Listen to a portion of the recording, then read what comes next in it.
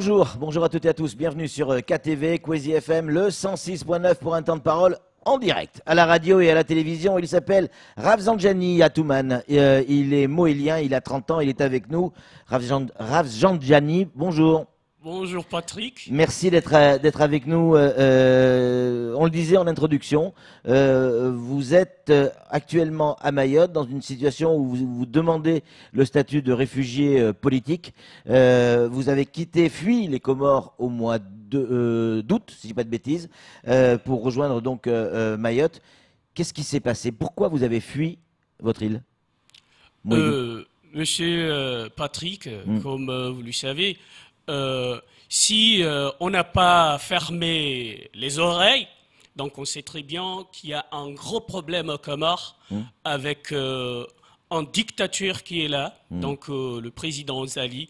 Je dis dictateur par euphémisme, je sais que vous allez rire, mais il est trop que dictateur. Donc moi je suis membre du mouvement 17 février, un mouvement né à Moélie en 2016, à l'élection du président Azali. Ce mouvement déjà avait compris qu'Azali ne sera pas comme les autres présidents qui ont passé à Comores. Clairement, vous êtes dans l'opposition. Oui, clairement. On l'a compris. Oui, oui. Donc, on est au mois de juin, on est du côté de Moélie, si je ne dis pas de bêtises. Il y a une nouvelle réunion qui doit se dérouler. Le président Azali doit arriver à Moélie. Vous présentez à cette nouvelle réunion et là, vous découvrez l'armée. Ouais. Donc, en cette réunion, c'était juste une réunion qui avait comme objectif de préparer le référendum. Oui. Parce que nous, on était contre le référendum, donc par deux choses. Donc, ce qui était le rétablissement de la Cour constitutionnelle qui a été bien sûr mise à l'écart par Azali, mais également le respect de la tournante et de l'autonomie des îles. Toutefois, donc on était arrêtés ce jour-là. Donc moi, vous n'étiez pas tout seul, hein? Moi et 13 de mes collègues. Ouais. Donc l'ancien président de l'Assemblée, Seydou Afir Bounou, l'ancien ministre Okacha. Il y avait un ancien ministre également appelé Sharif Mouadji. Un tas de personnes. Donc vous êtes placé. On était placé en garde à vue pendant 3 jours à la gendarmerie de Fontbonny. Donc on nous a pas dit les chefs d'accusation, on nous a rien parlé. On était là en train d'être torturés moralement. Donc et après 3 jours. Ça veut dire quoi torturer moralement? Torturer moralement, on nous lançait des menaces. Si vous organisez encore une autre réunion, donc on va vous incarcérer. Si vous faites une telle chose, on va vous frapper. Ouais. Moi, on m'avait appelé moi-même. Ouais. Donc, parce que vous savez, à Moélie, le commandant de la gendarmerie, c'est quelqu'un qui Azali a nommé, c'est un grand Comorien. Donc lui, il n'a pas de pitié à personne. Donc il dit ce qu'il a à dire. Donc il m'a interpellé, il m'a dit que voilà, donc toi, je te répète pour la dernière fois, si vous faites une chose pareille, donc vous allez vous trouver... Donc clairement, les gendarmes vous mettent la pression, de Comoriens évidemment, pour ceux qui prennent l'émission en cours, vous mettent la pression pour éradiquer l'opposition, clairement. Voilà. C'est ça? C'est ça. Et donc, vous passez ces 3 jours à la gendarmerie et vous quittez la gendarmerie et là, vous prenez la décision de quitter les Comores. Non. Pourquoi? Non. C'est pas comme ça.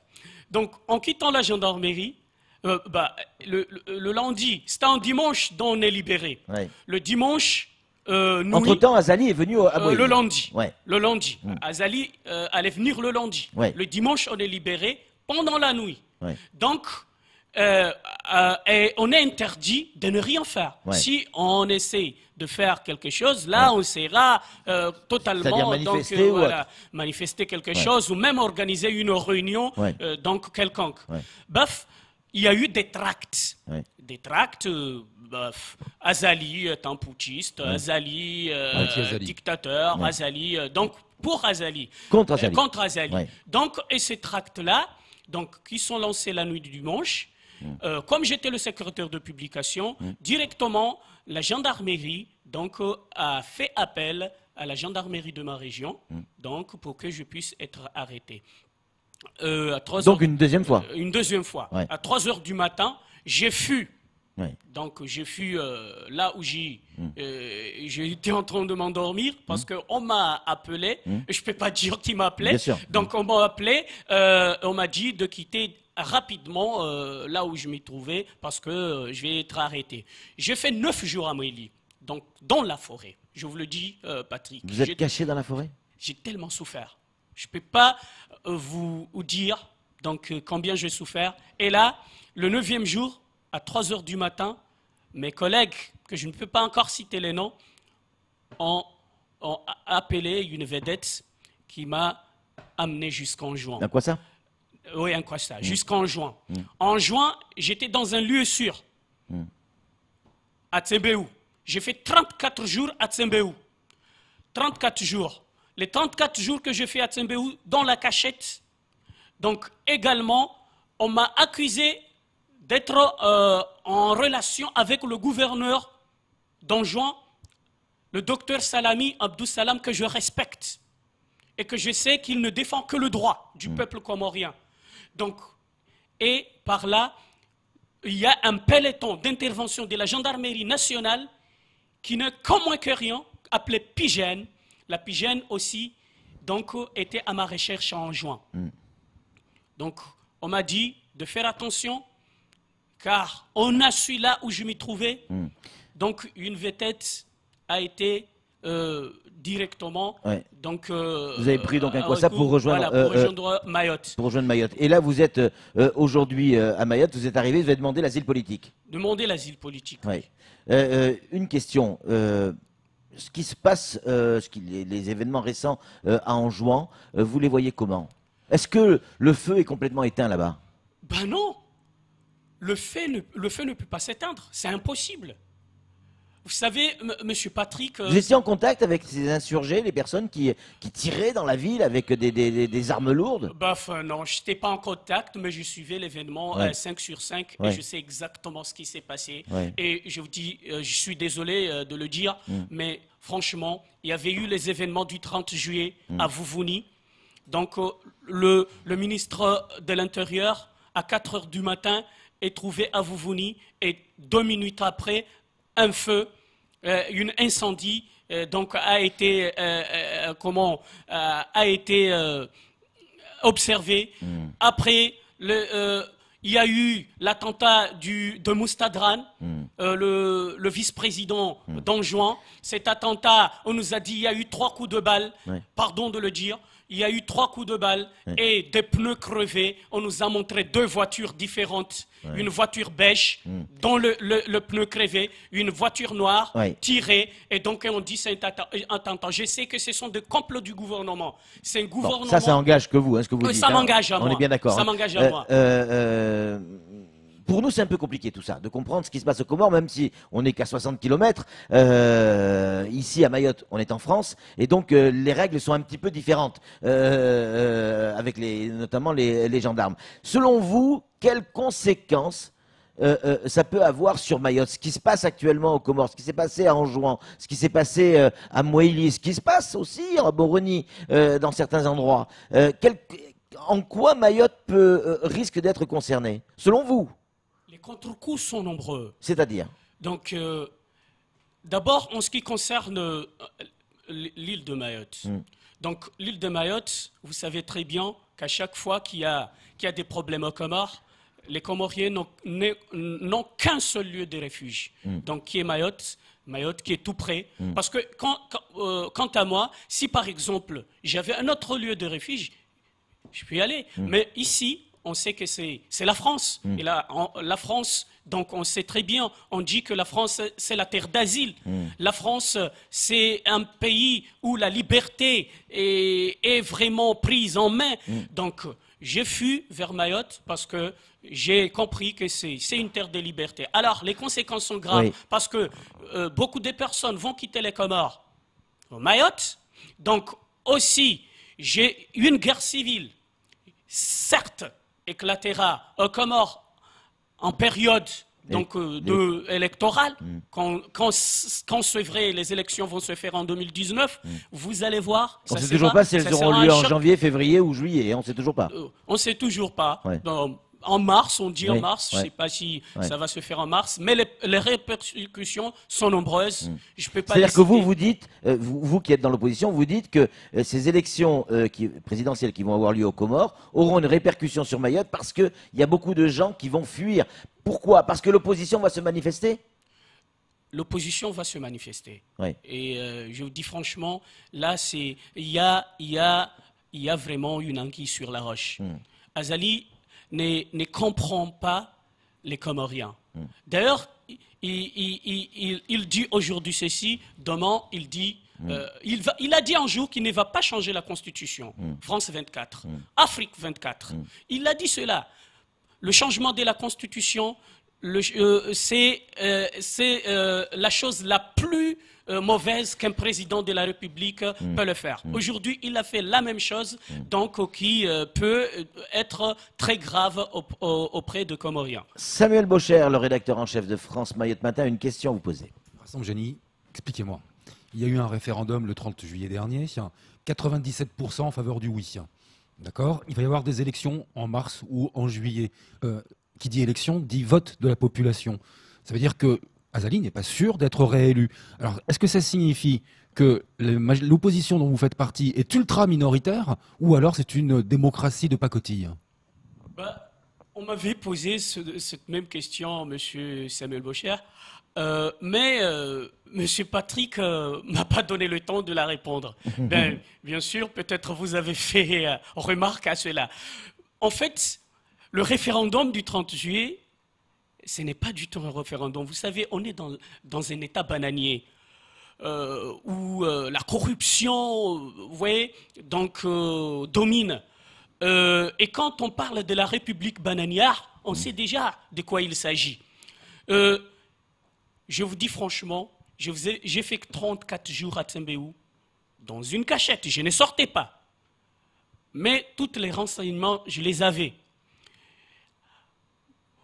Personne n'est parti au bureau de vote. Les Comoriens n'ont plus voté. Les Comoriens n'ont plus voté. Donc, ce qui est sûr, vous pensez qu'en juin, allez voter un référendum pour qui n'est pas la tournante. Qui n'est pas la tournante, pour que la tournante n'ait pas en juin. Donc c'est impossible. Donc le problème c'est que, d'ailleurs, votre collègue de Bruno, il était à... C'est qui Bruno?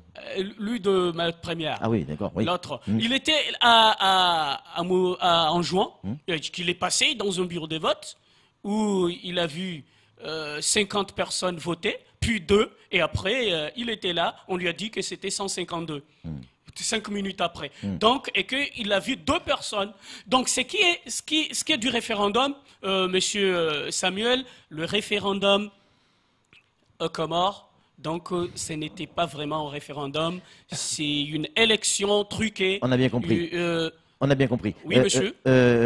Encore une question. Comment vous avez été accueilli ici à Mayotte? Vous ignorez pas la tension qu'il y a aujourd'hui avec cette immigration clandestine qui arrive. Comment vous avez été accueilli à Mayotte par les Mahorais? Je vais revenir sur ça, s'il vous plaît. Donc, je vais dire que je vais revenir dans le référendum. Juste un petit mot, ce qui est du référendum. Azali n'a copié que ce qui s'est passé à Burundi avec Nkurunziza. Donc, il a compris que Nkurunziza a fait ce référendum, donc il l'a copié. C'est la même chose qu'il a fait en 99, quand il y avait coup d'État à Madagascar, à Mauritanie. Il a dit qu'il doit encore faire un coup d'État pour prendre le pouvoir. Donc, c'est un type, c'est un putschiste né. Donc, il peut faire n'importe quoi. Mais on a bien compris que vous étiez dans l'opposition. En ce qui concerne ici... La question à Mayotte. Bon, comment vous avez été accueilli? Vous savez, ici c'est dur. Hein. C'est trop dur, comme si ce n'est pas vraiment une terre d'asile. Donc, je suis venu ici. Donc, je suis allé à la Solidarité Mayotte. Donc, en ce moment, on sait très bien que la préfecture était fermée. Mais je suis allé à la Solidarité de Mayotte. Donc, on m'a reçu à la solidarité. Je leur ai dit que je suis demandeur d'asile. Donc, ils ont pris contact. Voilà. Je suis resté. On m'a dit, mais monsieur, tu dois partir. Tu dois partir. Je dis, mais partir où? Moi, je n'ai pas un endroit à aller. Je vais aller où? Il a dit, mais vous, les Comoriens, les Malgaches, donc sûrement vous avez des contacts ici. Donc, allez rejoindre vos contacts jusqu'à ce que donc on vous appelle. Oui. Par contre, ceux qui sont des grands lacs sont accueillis chaleureusement. Oui, donc sont accueillis chaleureusement. On les accueille et on sait très bien que à la Tanzanie, moi j'ai fait Tanzanie 3 ans. Il n'y a pas de problème là-bas. Il n'y a pas de guerre. Il n'y a pas de conflits. Donc à la Tanzanie tout va bien. Et ces gens-là viennent ici, donc ils viennent de la Tanzanie, ils viennent de Rwanda, ils viennent de Burundi, ils viennent donc Donc vous avez fait quoi? Vous êtes parti donc de Solidarité Donc Mayotte? je suis parti. Et vous êtes allé quelque part de précis? Je suis allé quelque part. Oui. Donc je suis allé quelque part et c'était depuis le 16 août. Oui. Jusqu'aujourd'hui. Et vous vivez où? Comment? Enfin, où? Si vous voulez pas le dire, vous n'êtes pas obligé de le dire, mais vous vivez comment? Bon. De quoi? Parce qu'il faut manger tous les jours. La vie est compliquée, vous savez. Moi, j'ai une famille, Comore. J'ai une femme et une fille. Je suis là. Donc, je souffre. Je ne sais pas comment les aider. Jusqu'alors, on ne m'a pas appelé. Donc, c'est dur, je ne peux pas vraiment vous expliquer, Patrick, mais la vie... mais vous êtes hébergé ici à Mayotte oui, vous vivez comme vous avez vécu à Moélie quand vous êtes caché pendant 9 jours? Bon, je suis hébergé. Finalement, je suis hébergé, donc... mais c'est ce qui est donc, de nécessaire, je ne les trouve pas. Du coup à manger, oui, mais comment je dors? Comment je dors? Du coup, à manger, oui. Mais dormir, c'est difficile. Parce que, trouver quelque part pour faire dormir quelqu'un, c'est pas du tout facile à l'étranger. Donc, dormir, difficile. Donc, je veux me déplacer. Je veux donc trouver du quoi à faire nourrir ma femme et mes enfants, mon enfant, et je suis là. Ça va être compliqué de repartir la préfecture, c'est très compliqué parce que aussitôt, je peux pas repartir aux Comores parce qu'aussitôt que je me trouve aux Comores, je vais être incarcéré. Je sais pas. Donc des tortures se font à la gendarmerie. Donc mais c'est une légende ça ou c'est vrai, les tortures à la gendarmerie? C'est faux.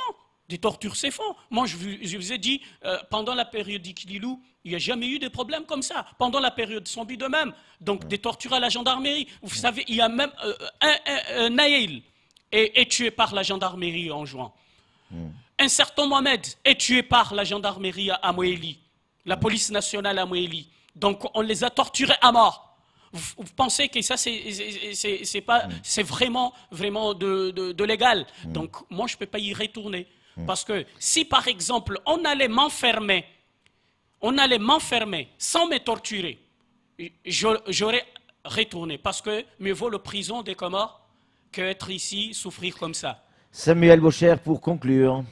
Il y a une mission de l'OFPRA qui est à Mayotte. L'OFPRA, c'est l'organisme qui se charge justement d'accorder des titres de séjour aux personnes qui sont réfugiés politiques. Est-ce que vous avez un rendez-vous, puisqu'il ne reste que 3 semaines? Est-ce que vous avez été contacté pour pouvoir examiner votre cas en tout cas?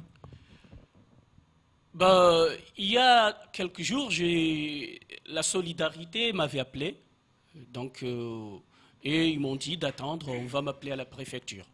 Voilà. Et donc vous attendez? J'attends, je ne sais pas combien de temps. Donc à la minute où on parle, vous êtes en situation irrégulière sur le territoire? Je suis en situation irrégulière. Et ça vous perturbe ça dans votre... Ouais. Mais c'est pas du tout bien. C'est pas du tout bien vivre dans une terre irrégulièrement. C'est pas du tout bien. Et donc vous comprenez le combat des Mahorais aujourd'hui? Oui. Moi, je sais que la France, c'est la France qui a causé tous ces problèmes avec, bien sûr, les Comores. Parce que les Comores, avant tout, avant 1886, donc chaque île avait son sultan. Et il n'y avait jamais eu les Comores. Mais c'est à partir de la colonisation que la France nous a réunis. Donc, Mayotte a préféré être français, il a pris sa décision. Donc, même maintenant, si on leur demande de voter un référendum, même les Comoriens, les ressortissants comoriens qui sont ici, vont voter donc non à l'indépendance.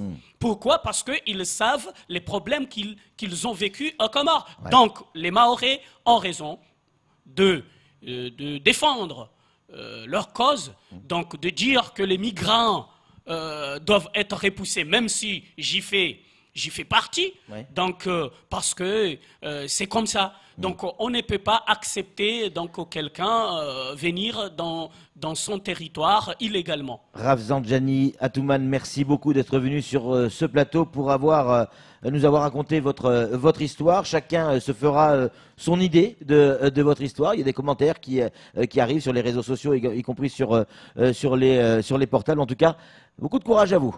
Merci beaucoup. Merci beaucoup. Monsieur Patrick et monsieur Samuel Aucher. Merci Rafsanjani. Allez, c'est tout pour ce temps de parole. Tout de suite, la suite de nos programmes.